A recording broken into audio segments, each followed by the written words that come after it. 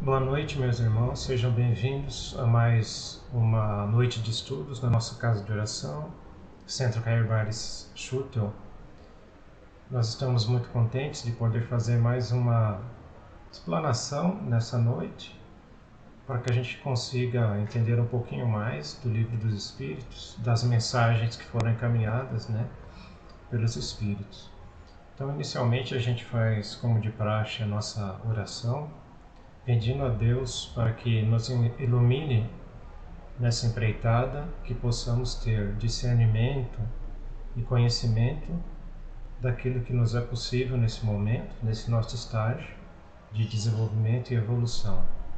Que possamos ter uma boa noite de estudo, que todos possam estar conosco nesse momento em boas vibrações, que recebamos as intuições de nossos anjos da guarda, nossos mentores, que possamos então chegar ao fim de mais um estudo em paz e em tranquilidade, se assim for a vontade do nosso Pai. Pai nosso que estais no céu, santificado seja o vosso nome, venha a nós o vosso reino, seja feita a vossa vontade, assim na terra como nos céus. O pão nosso de cada dia nos dai hoje, perdoai as nossas dívidas, na medida em que perdoarmos os nossos devedores.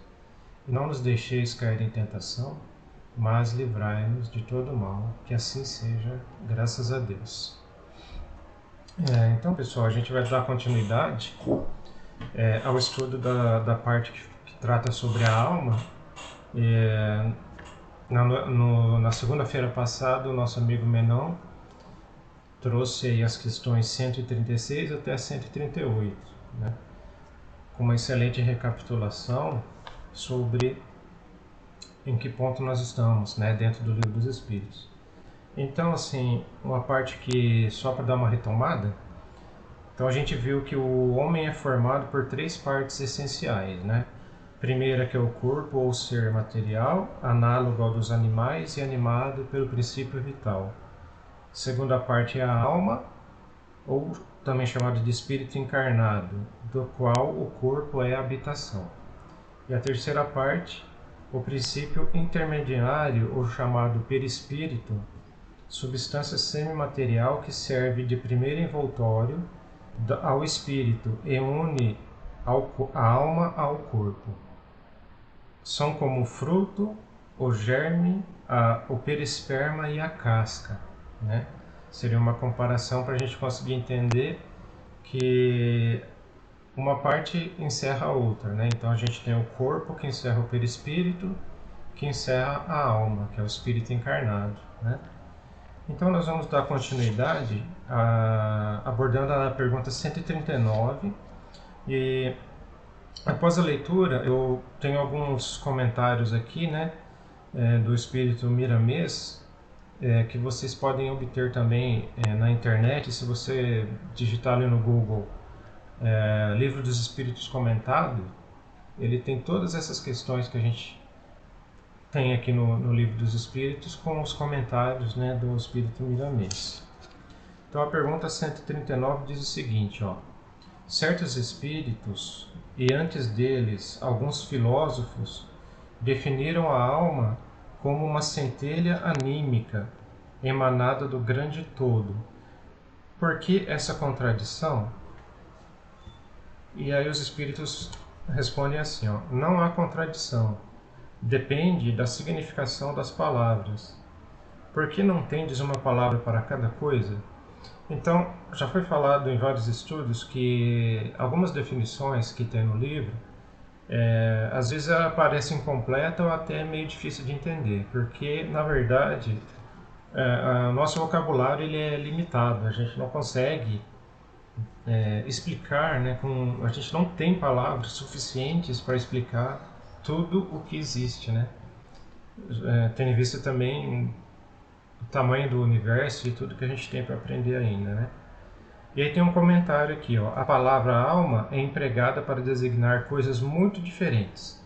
Alguns chamam assim o princípio da vida, e nessa significação é exato dizer, em sentido figurado, que a alma é uma centelha anímica emanada do grande todo.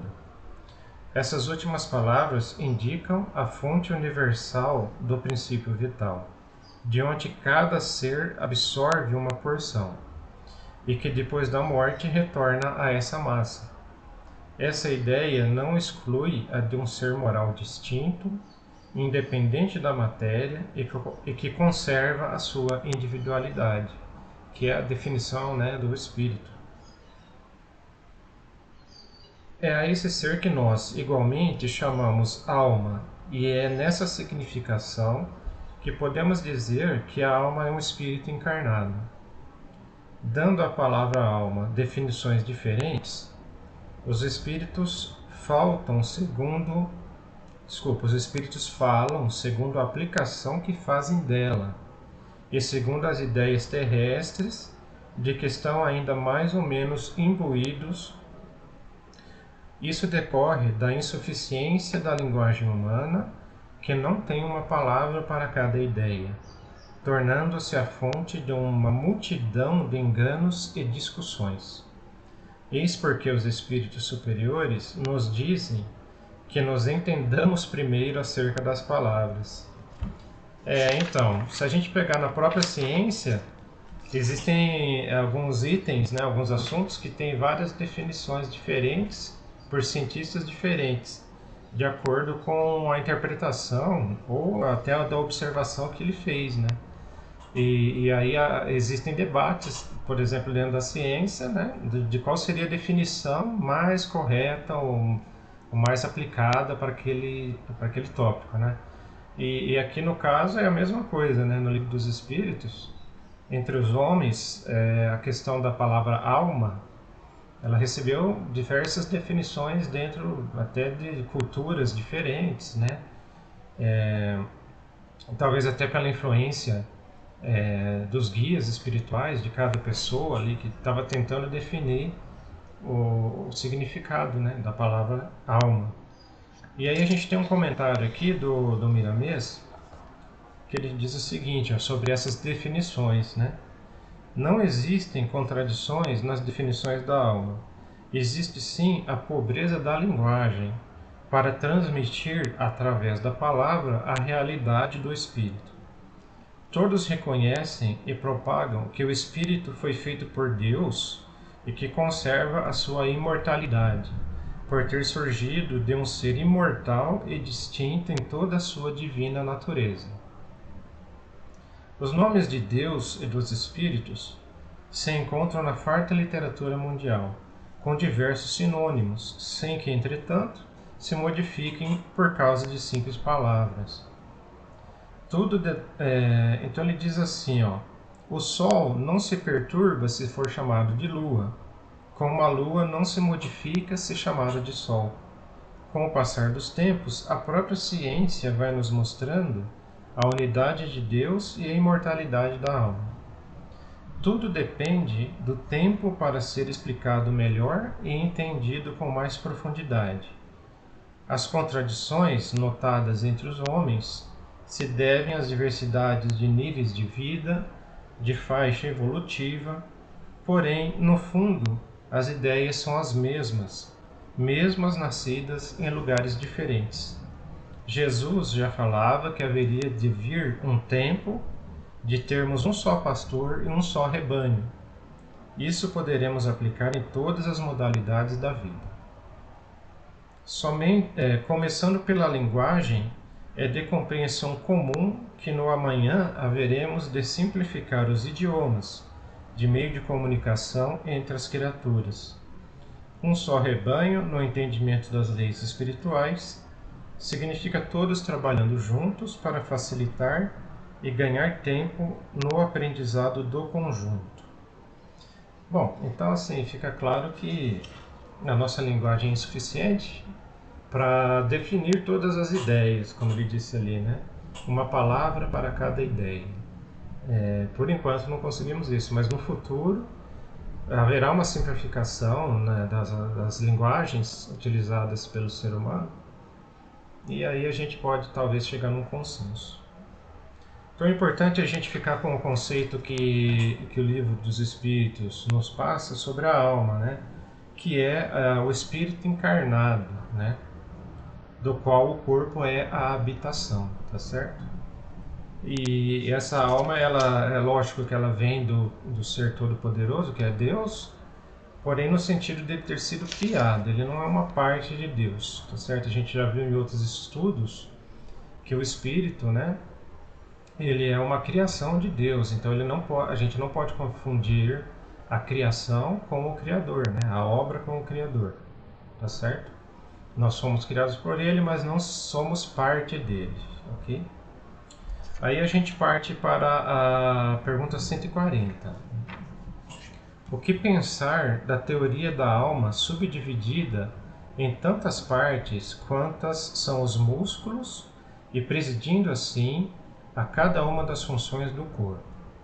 Então a pergunta é uma teoria de que a nossa alma seria subdividida em várias partes aí, e cada parte cuidaria de um pedaço do nosso corpo, né? Como se fossem os músculos, por exemplo.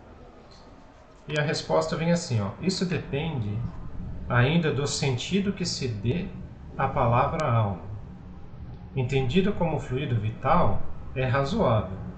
Porém, se entende a alma como um espírito encarnado, é errada. Dissemos que o espírito é indivisível e transmite movimento aos órgãos por meio do fluido intermediário, sem por isso se dividir. Então, assim, não dá, o espírito, né, e a alma, que é o espírito encarnado, ele é indivisível, tá certo? Não tem como ele estar em vários pedaços dentro do nosso corpo, né? Isso já foi apresentado em outras questões anteriores. Então, o que a gente pode tirar daqui é o seguinte, que a alma é uma coisa só, o espírito habita o nosso corpo como uma única coisa, né? Um único ser. E esse ser, através do perispírito, se comunica com a parte material, que é o corpo físico, para poder então comandar cada um dos setores, né? Fisiologicamente com o fluido vital para dar animação ao corpo, né? É o fluido que dá ânimo, né? Que dá vida ao nosso corpo. Ele continua assim, ó: entretanto, alguns espíritos deram essa definição. E a resposta é assim, ó: os espíritos ignorantes podem tomar o efeito pela causa. A alma atua por intermédio dos órgãos, e os órgãos são animados pelo fluido vital, que se reparte entre eles, tá certo? E mais abundantemente naqueles que são centros e sedes dos movimentos. Mas essa explicação não se aplica quando se considera a alma como sendo o espírito que habita o corpo durante a vida e o deixa quando ocorre a morte.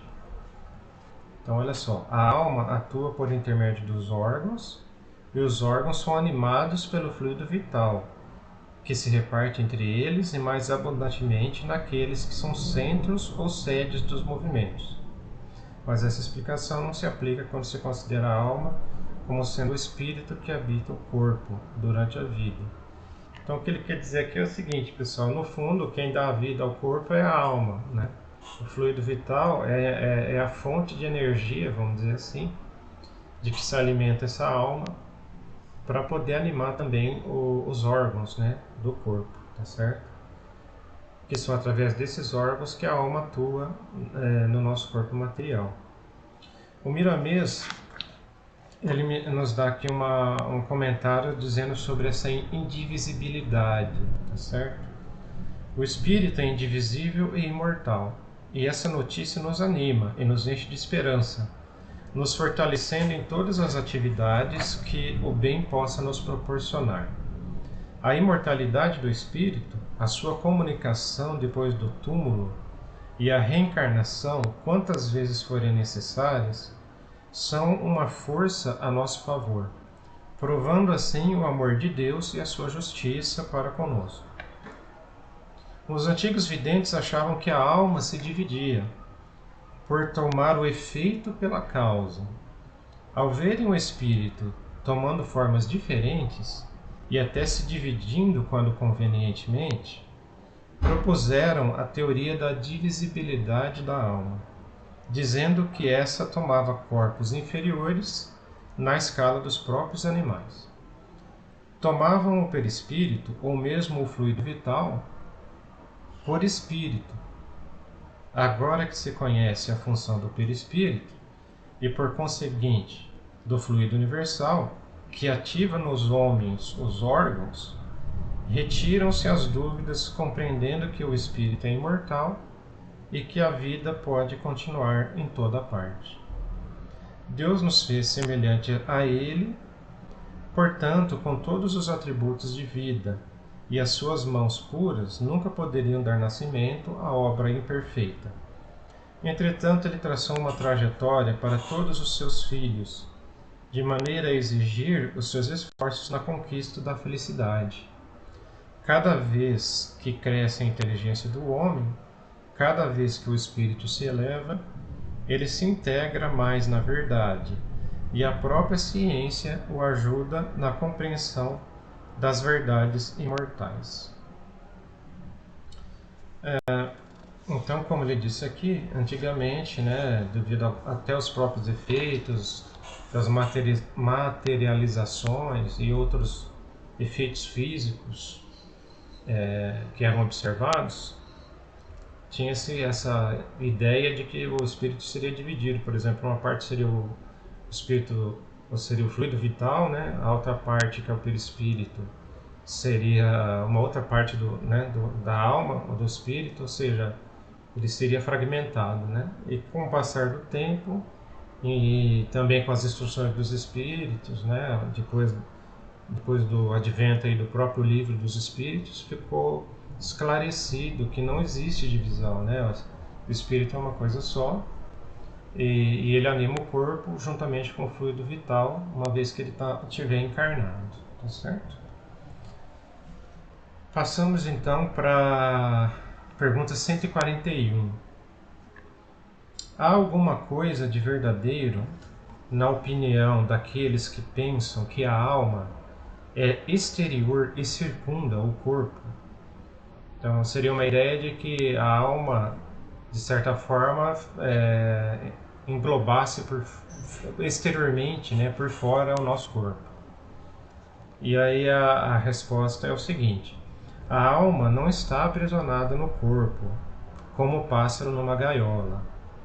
Ela irradia e se manifesta ao seu redor como a luz através de um globo de vidro, ou como o som em torno de um centro sonoro.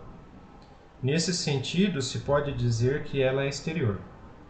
Mas não é por si o envoltório do corpo.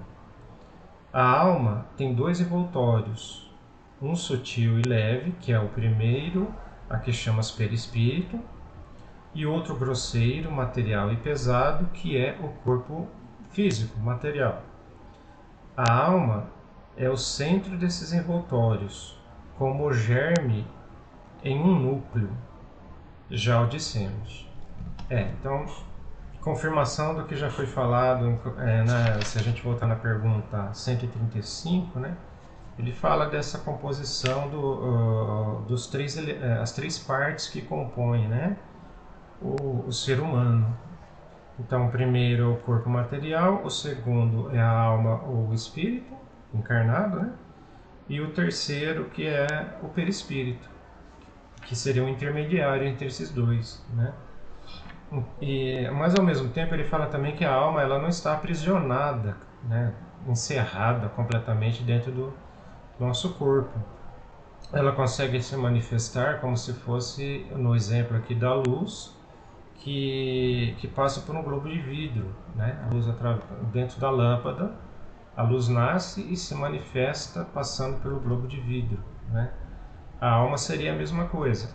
Ela é o princípio vital de tudo que nós temos no nosso corpo, Ela que anima tudo que nós temos no nosso corpo.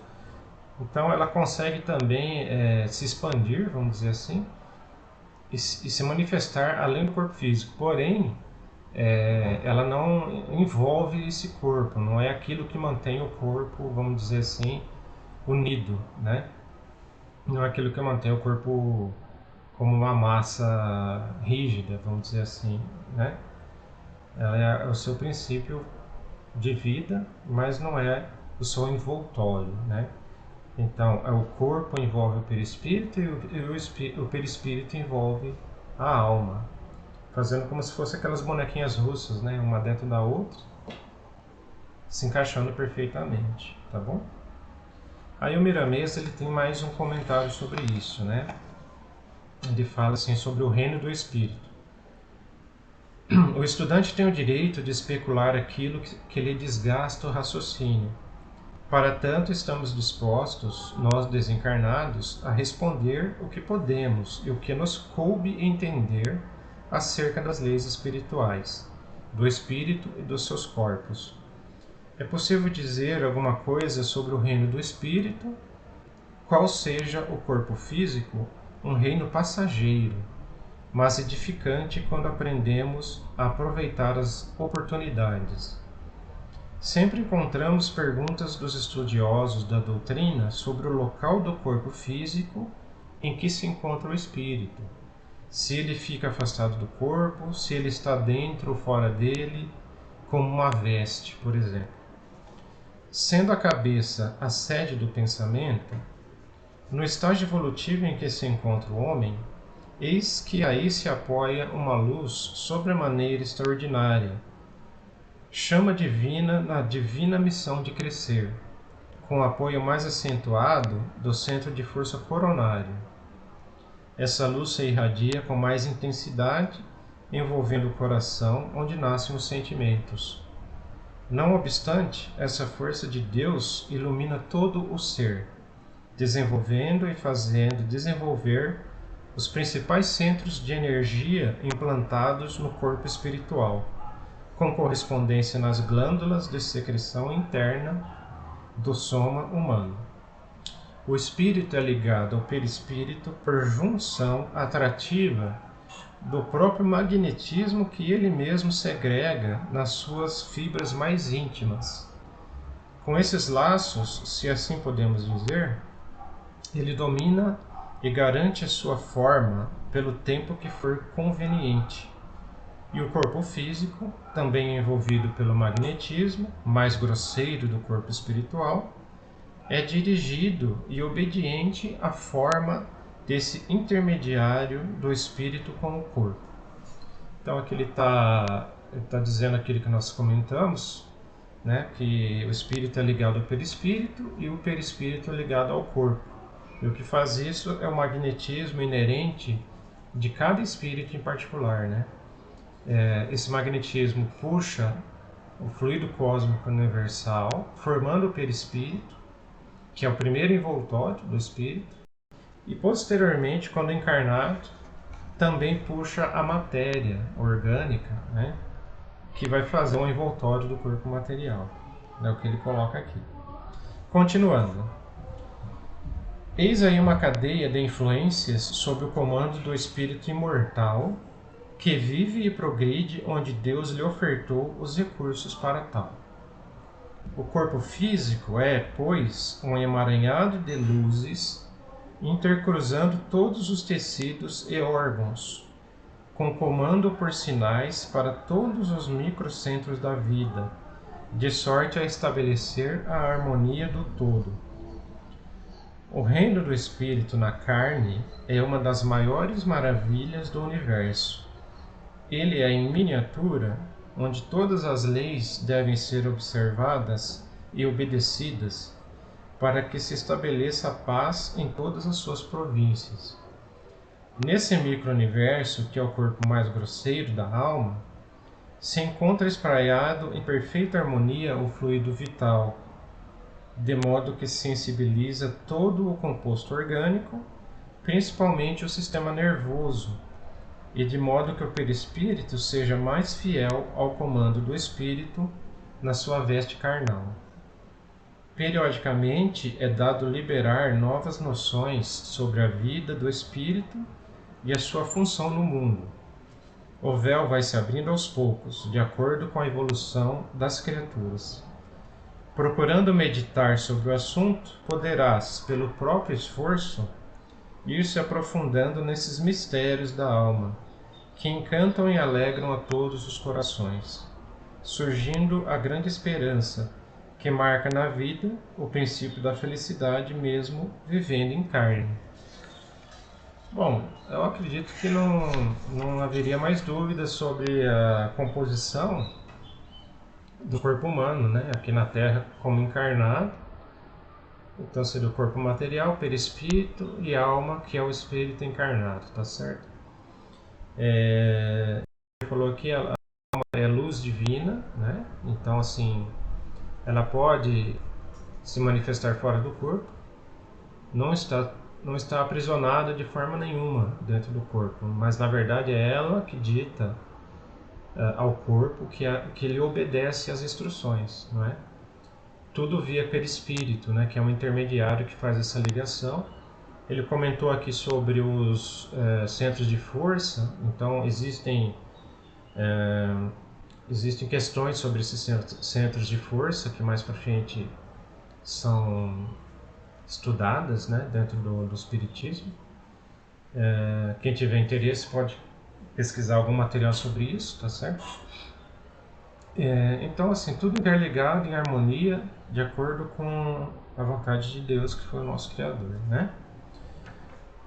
E aí, pessoal, vou para a última questão aqui, que é a pergunta 142, né? Que dizer desta outra teoria segundo a qual a alma, numa criança, se completa a cada período da vida? A resposta é a seguinte: o espírito é um só, e está inteiro na criança como no adulto.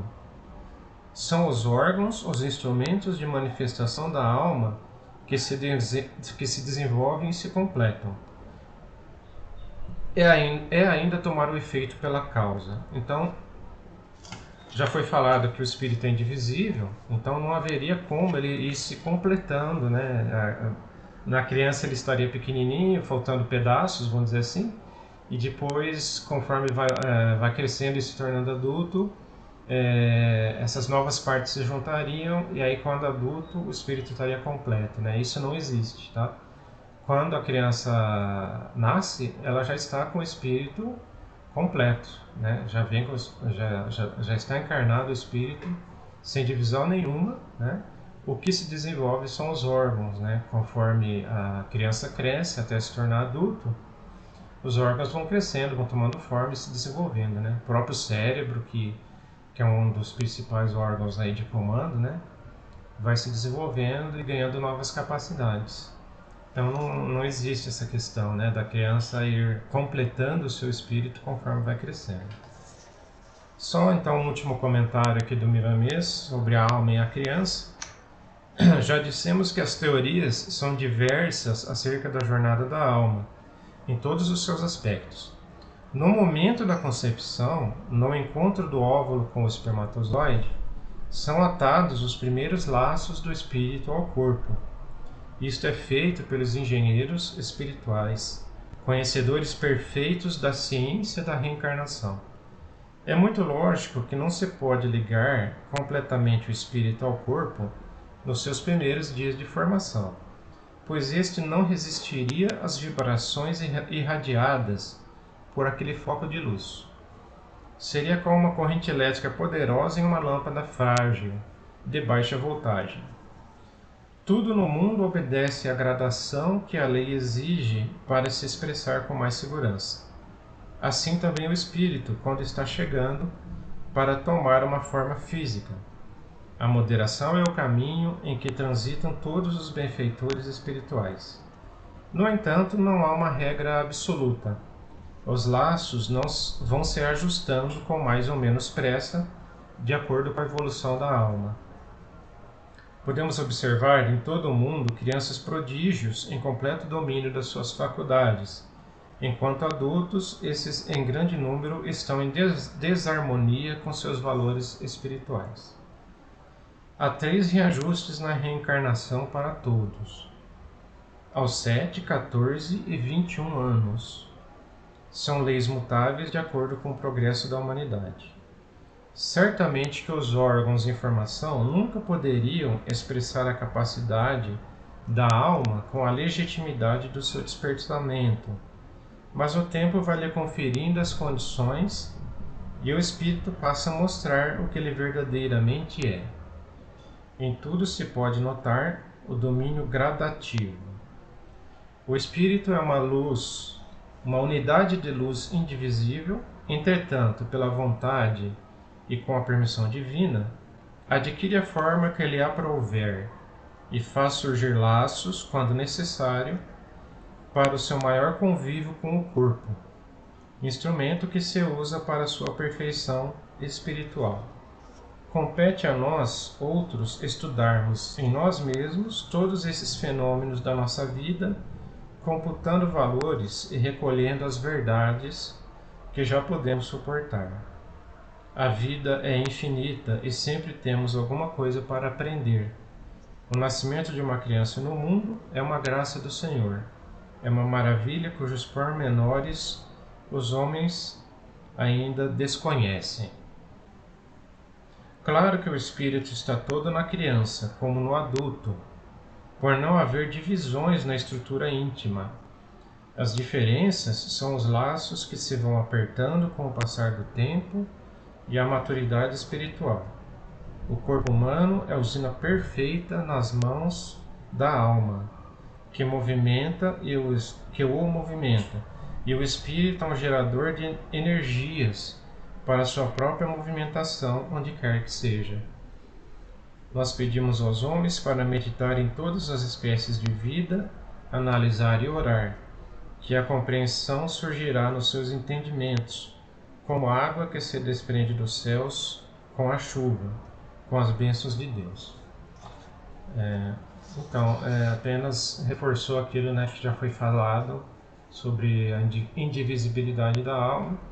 Então, o que ele sugere aqui é que o espírito já vem completo quando encarna, quando a criança nasce, porém os seus laços, né, com o corpo material vão se desenvolvendo conforme a criança vai crescendo, porque os próprios órgãos também, né, vão sendo desenvolvidos e recebendo novas funções, né? Então, meus amigos, esse foi o estudo que a gente queria propor para hoje. Eu agradeço bastante a atenção e, como sempre, eu sugiro fortemente a leitura das questões, né, que estão lá no Livro dos Espíritos. Que tenhamos, então, uma boa noite, uma boa semana de trabalho, de estudo, né, nas nossas atividades. E vamos pedir, então, com uma prece, que possamos ter uma boa noite de descanso, que essas ideias se sedimentem na nossa consciência, no nosso entendimento, que possamos ter a ajuda do mais alto em tudo que fizermos, né? Que possamos chegar no final dessa semana em paz e em tranquilidade, com bastante trabalho, com bastante estudo, com bastante caridade e amor ao nosso próximo, aos nossos irmãos. Que assim seja, graças a Deus. Muito obrigado pela atenção de vocês e até uma próxima oportunidade, tá certo, pessoal? Muito obrigado. Boa noite.